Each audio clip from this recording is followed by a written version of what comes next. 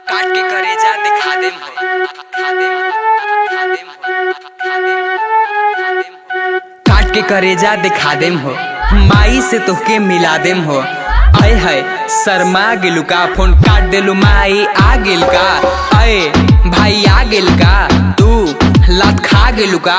सुन हमर रानी तू ध्यान लगा के, कहतनी हम अनुमान लगा के। लागत राती के खैलू तुम्हार सूजा झंडू बाम लगा के। आए एलाम लगा के धनिया मोरे रनिया, सपना में देखनी तू वही लागेलो, गाँव में एकदम तू नहीं लागेलो। जींस विंस के चक्कर हटावो, सूट में एकदम तू सही लागेलो। सुन रे भैया हमरा प्यार हो गई, लड़की के चक्कर में मार हो गई।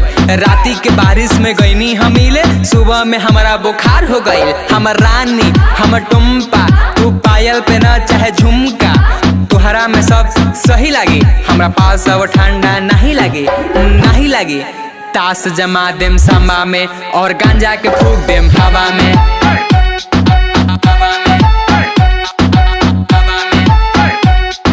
गांजा के फूक देम हवा में, हवा में, हवा में। गांजा के फूक देम हवा में। बर्थडे में तोहरा के विश करम हो, दूर मत जा बड़ी मिस करम हो। हमरा कोरोना के डरे नहीं खे, कोरोना हो जाई फिर भी किस करम हो।